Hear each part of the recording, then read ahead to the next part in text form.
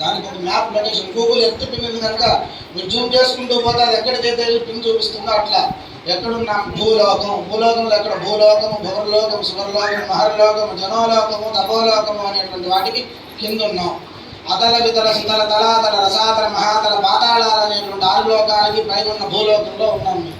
వీటికి ఎవరు ఇంద్రాగ్ని మరుత వర్ణవాయుకు పేరు ఈశానులు అనేటువంటి అశ్వదిక్పాలకు మధ్యలో ఉన్నాం. ఆదిత్యాది మొదలు కేతుగ్రహాలు 9 గ్రహాల యొక్క పరివేషణలో ఉన్నాం మేము. కాబట్టి ఇప్పుడు మేము ఏ మన్వంతరంలో ఉన్నాం? స్వయంభవ మన్వంతరంలో ఉన్నాం. 16 మన్వంతరాల్లో 8వ మన్వంతరంలో ఉన్నాం. 4,32,000 సంవత్సరాలు కలియుగం.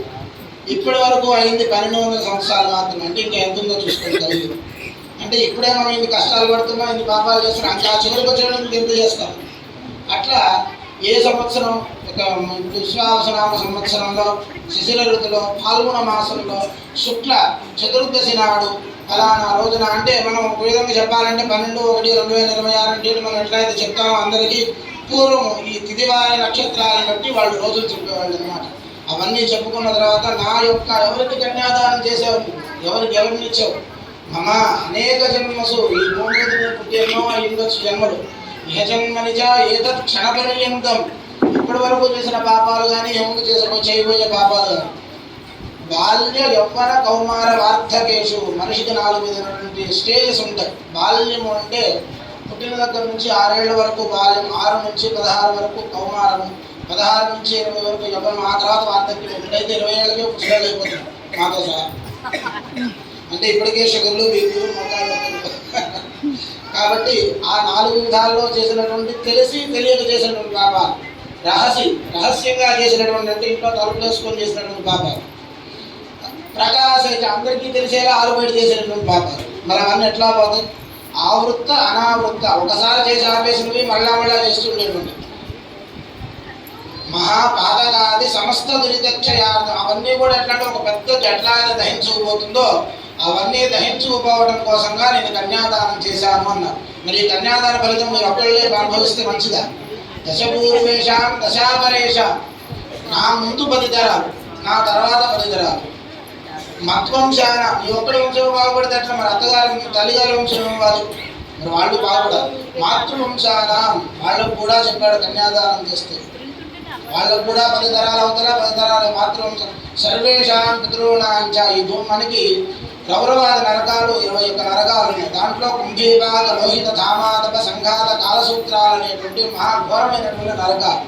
ఈ నరకాలేవి కూడా మా పితృదేవతలకి ఉండకుండా చేసేటువంటి యొక్క దానమే కన్యాదానం.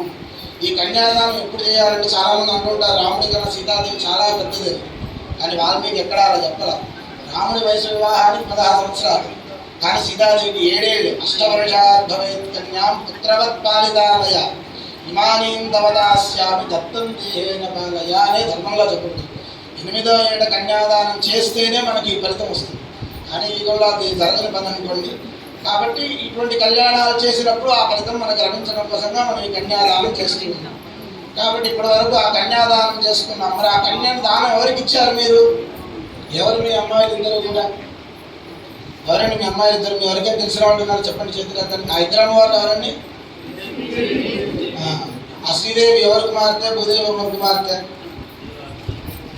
అంటే ఎవరికైనా అడగగానే డబ్బులు చెప్పి ఆకాశరాజు కుమార్తె అంటారు, కానీ ఎక్కడా లేదు. పద్మావతీదేవి అయినా శ్రీదేవి అన్న ఆవిడే, లక్ష్మీదేవి అన్న ఆవిడే, కానీ ఆవిడ మాత్రం భూదేవి. అందుకని ఈవిడ కశ్యప ప్రజాపతి యొక్క సంకల్పతనయ. ఆవిడ భృగు మహర్షి యొక్క సంకల్పతనయ ఆవిడ. ఇద్దరు కూడా మహర్షుల సంకల్పం చేత ఉద్భవించారు కాబట్టి వాళ్ళకి సంకల్పతనయ అనేటువంటి నామం వచ్చింది. వాళ్ళు అయోనిజులు, ఎవరి యోని నుంచి ఉద్భవించినటువంటి వాళ్ళ స్త్రీలు కాదు వాళ్ళు. అదే కాక ఒక ఆవిడ వచ్చి చంచలమైనటువంటి స్వభావం, ఆవిడే లక్ష్మీదేవి. మనం చెప్పుకుంటాం చంచలాచార హృదయాయి నమః అని లక్ష్మీ సహస్రనామంలో చోట. అట్లా భూదేవి ఆవిడ స్థిరం. ఎక్కడుంటే అంటే మన సామదేవి ఎక్కడేసిన బొమ్మలు ఎక్కడ ఉందిరా అంటే అక్కడే ఉందనంటే ఆవిడ ఎక్కడుంటే అక్కడే కూర్చుంది.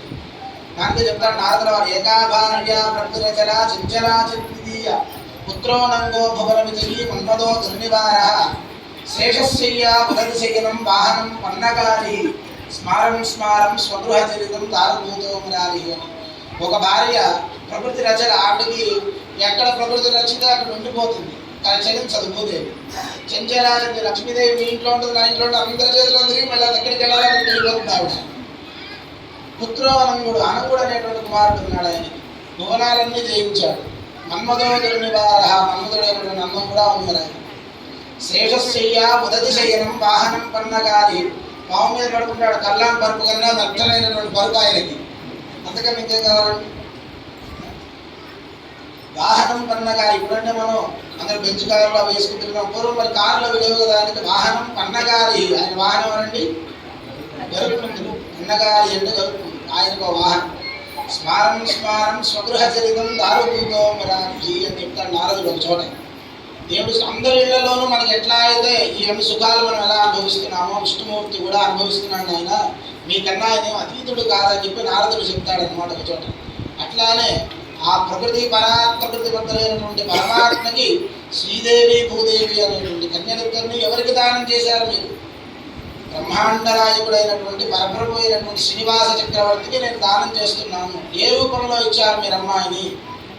ఇమాం కన్యాం దాస్యామి, ఆ కూతుర్ని ఇంటికి దాసిగానే పంపిస్తున్నారు, పెద్దనాలు ఏమైనా పంపించట్లేదు. ఆయన వెళ్ళగానే అత్తగారు వెళ్ళగొట్టు ఆడబడి తని మోని అని చెప్పట్లే. ఎక్కడ దాస్యామి, దాసిగానే నా కూతుర్ని ఇంటికి పంపించాననే భావంతోనే తల్లిదండ్రులు కన్యాదానం చేయాలి. కాబట్టి అలానే మనం అనుకుని దానం చేశాము ఇప్పటివరకు అమ్మవారికి. తదనంతరం కన్యాదానం చేసినాక ఏం చేస్తాం? సర్వేషాం స్త్రీణాం జన్మని జన్మని సువాసిని జన్మ ప్రాప్త్యర్థం, ఈ భూభాండం మీద ఉన్నటువంటి ఆడవాళ్ళందరికీ కూడా ఈ జన్మలోనూ ఏ జన్మనిచా ఎన్ని జన్మలెత్తినా కూడా సౌమంగళి యోగ్యత కోసంగా అమ్మవారికి మాంగళ్య సూత్ర ధారణ చేస్తాం. ఆతర సమస్త బ్రాహ్మణ అహరహరనుష్ఠానోపదోష పరిహారార్థం, ఈ భూమి మీద ఉన్న బ్రాహ్మణోత్తములు ఎన్నో రకాలైన బ్రాహ్మణులు ఉన్నారు. వాళ్ళందరూ చేసేటువంటి అనుష్ఠాన దోషాలన్నీ కూడా పోయి స్వామివారికి యజ్ఞోపవీత ధారణ చేస్తాం మనం. అదేవిధంగా ఈ కళ్యాణోత్సవంలో భాగంగా మనం కూడా అమ్మవారిద్దరికీ కూడా మాంగళ్య ధారణను, స్వామివారికి యజ్ఞోపవీత ధారణ కార్యక్రమాన్ని చేసుకుందాం. ఆ తదనంతరం వేదిక పైన ఉన్నటువంటి వాళ్ళు మాత్రమే తలంబ్రాలు పోసి నీరాజన మంత్ర పుష్పాలు అయిన తర్వాతే భక్తులందరితోనే వరుసగా క్రమంలో అందరితోనే తలంబ్రాలు పోయించడం జరుగుతుంది. కాబట్టి భక్తులందరూ కూడా గమనించగలరు అనుకుంటున్నాను, నేను చెప్పింది వింటారని. ఏడుకొండలవాడ